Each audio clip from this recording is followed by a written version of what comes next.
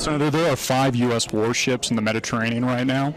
Russia and China allegedly are sending warships as well. Russia, China, and Iran have warned the United States of catastrophic consequences if the United States attacks Syria. What are your thoughts on that?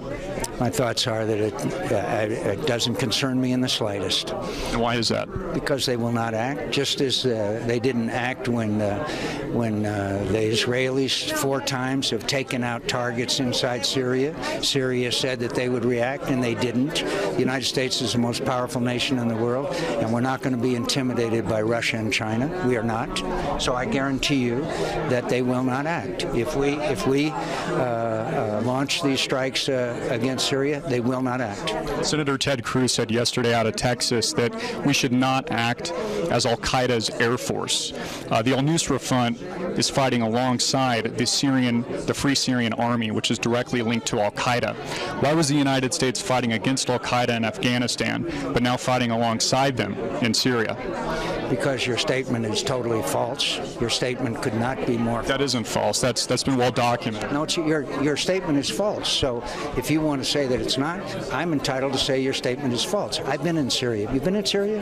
No. I have not. No, you have not. It's also clear that the American people overwhelmingly do not support a war in Syria. A research poll said 91% of Americans do not support it. Your statement was false, so I don't have any response to a false statement. Senator McCain, what do you say about your judgment on how to pick the good and evil in Syria when you yourself were photographed? How do we trust your judgment, picking the good and the evil in Syria? I was photographed with someone because it appeared in an al-Qaeda newspaper in Lebanon. It appeared in the Guardian newspaper. No. You obviously know what I'm talking about. How are we supposed to trust your judgment if you're photographed with known terrorists? I have never had anything to do with known terrorists, and I'm offended by your question. Wow, Christopher, he looked really uncomfortable. He was very uncomfortable. You know, I think he thought maybe at first we were Fox or ABC or NBC or one of the, the mainstream media propaganda networks. And then he realized that the questions we were asking, that I was asking of him, weren't your typical questions. They were very hard-hitting. One of the first questions I asked were, John, China, Russia, and Iran have warned of catastrophic consequences if the United States strikes Syria. And he guaranteed, I mean, this is unbelievable. I've never seen a politician really be able to guarantee anything, but he guaranteed that Russia and China, global superpowers, will not act, will not retaliate, and just really shrugged it off as rhetoric and really doesn't care about what the rest of the world thinks. Pretty unbelievable. Well, that's how he earned his reputation for being the mavericky McCain. So he doesn't need to care what America thinks. Yeah, he really doesn't. And, questions that Americans should ask, a big question is, why we've been fighting wars overseas in the Middle East for decades in places like Iraq and Afghanistan. Of course, we have the non-wars that we don't admit to in places like Yemen and Pakistan and the ongoing drone strikes, et cetera. But the second question that I asked is, why is the United States, why have we been fighting against al-Qaeda, which is demonized here in the U.S. as, Durka Durka, Team America, you know what. But now we're fighting alongside those same terrorists. We're arming them. We're funding them.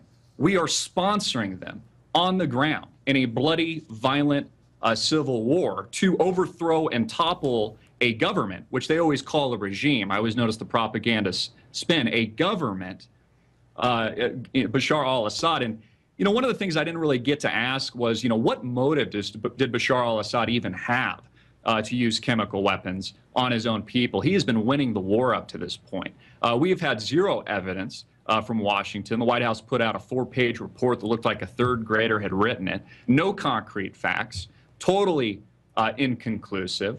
We had Russia. This is another question I didn't get to ask him. I was going to ask him if he's read the 100-page report that's come out of Russia, which is basically diametrically opposing the United States accusation that Assad's government used these chemical weapons. The evidence actually is pointing to the contrary, that it's the insurgents on the ground, the terrorists. I don't like to call them the Free Syrian Army. These are terrorists trying to overthrow Assad's government So those were some of the questions that we were asking that we never really got to, Leanne. Right. Well, and he wasn't going to answer them anyway because he was deeply offended by your tough, hard-hitting questions. They don't like that. So yeah. Why was McCain actually there meeting with the town of Prescott? You know, really to placate the American people, to pretend that they actually care, and to pretend that we actually have a representative government here in America, which we no longer have. And just to give you an idea, I mean, it was a very tense environment while we were there. There was a gentleman, I think is an American hero. Another video we put out that InfoWars had featured where a guy calls for John McCain to be arrested and tried for treason. And what was abundantly clear is that nobody in that room wants a war with Syria. I read a research report earlier that day that said 91% of Americans don't want a war in Syria. So we're telling our representative, hey, McCain, we don't want a war. And he's just placating the public. He's on a plane right now, if he's not already in Washington, D.C., and they're readying themselves to act. They're readying themselves to strike. So my question is, how do we have a representative government if the people are saying no and our leadership is doing the exact opposite? Now, keep in mind, McCain, you know, these are very war-hungry politicians. We were just in Iraq. We're still there. We were sold the lie and the false pretense by the George W. Bush administration that it was WMDs, weapons of mass destruction. That was the reason we had to invade Iraq and topple Saddam Hussein. That was a lie. That was an utter fabrication. And so these people have no track record. They have a track record of being liars, of lying to the American people. How can we be expected to trust these politicians anymore? You know, another question I didn't get to ask is, you know, we're coming off just a few years ago where we spent trillions of dollars in bailout money to bail out the same cronies that just ripped off America. I mean, nothing's changed in Washington. And the key factor here is that what Washington is concerned about is not really just Syria, although this will open up a bigger wound, a bigger flesh wound in the Middle East, I believe will work itself into a regional conflict. What the United States and Israel are concerned about is Iran. They are very worried about Iran and their nuclear capability. So this war in Syria is very much about Iran. And that's why the American people need to be concerned about this, because you have big global emerging superpowers in the name of Russia and China basically calling the United States bluff. McCain seems confident, and he guaranteed that these countries will not act, will not retaliate. Well, as an American and somebody that loves this country, I'm not so sure about that. Right. Actually, when you were asking him those questions, McCain, his response reminded me a lot of when Bush, when W was confronted, when he sort of changed the war rhetoric from Osama bin Laden to then Saddam Hussein, and he said, well, I'm not worried about Osama bin Laden. He's the least of my worries. Now we need to worry about these weapons of mass destruction in Iraq. And the media just went with it. They were like, oh, okay, well, that makes sense. You know, that sort of reminds me of exactly what McCain is doing here. Like, you know, I'm not worried about that, so. Absolutely. It feels very much like an instant replay, but this is far more dangerous in my opinion. This is not Iraq. This is not Afghanistan. This is very, very scary. I mean, keep in mind, Russia collapsed.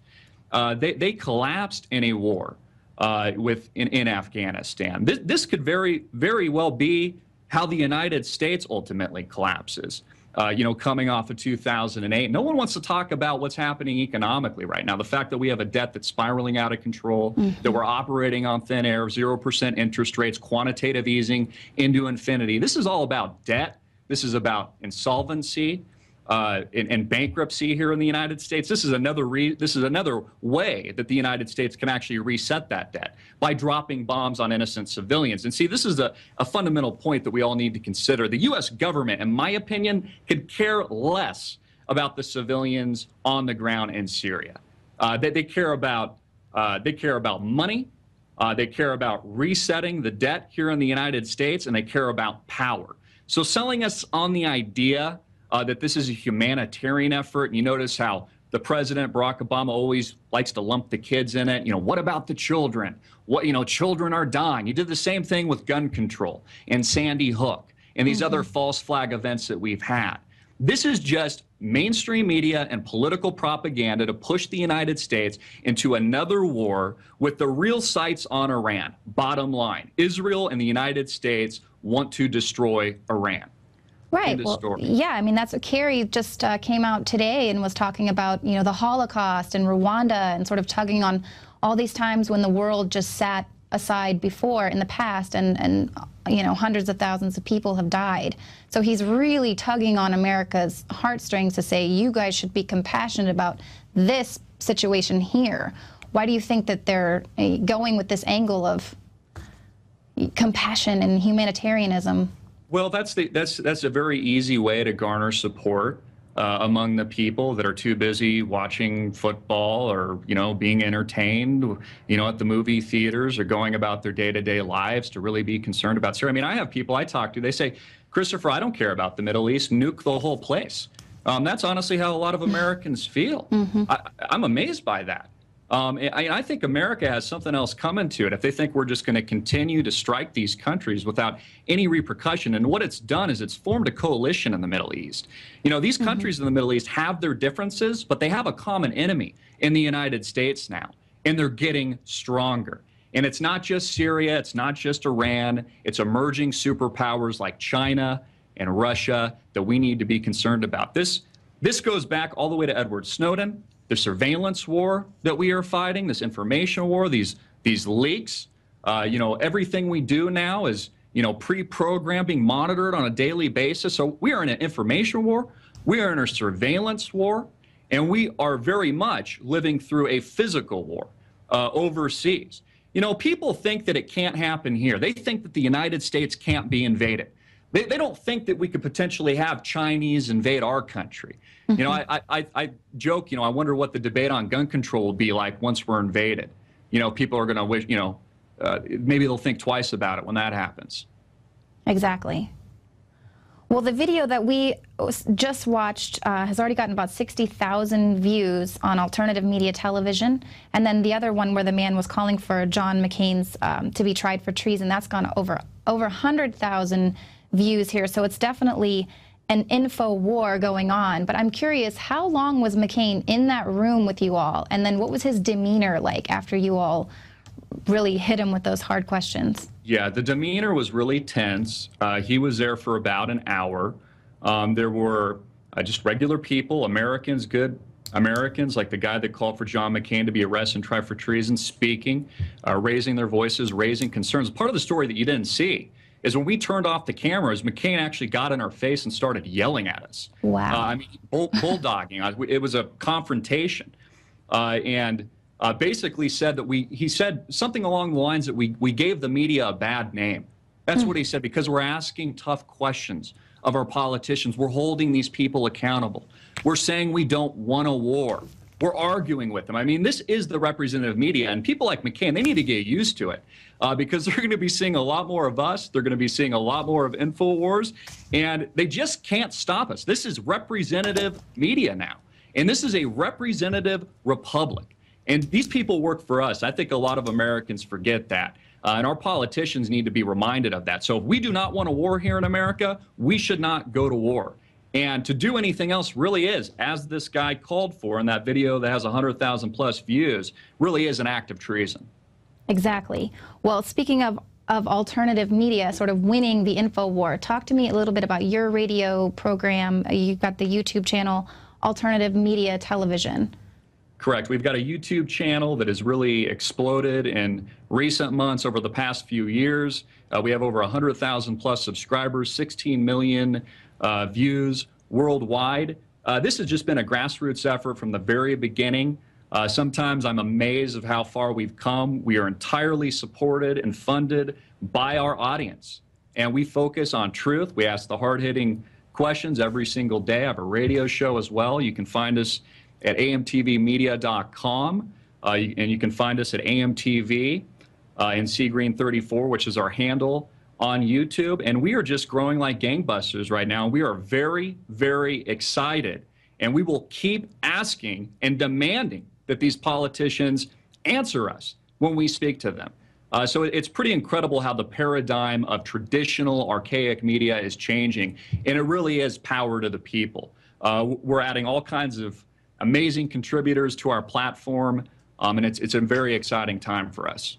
Well, we are very excited to see what you are going to come up with next. The way you stuck it to McCain this weekend, I'm sure we're going to have a lot more interesting and controversial videos coming out of alternative media television.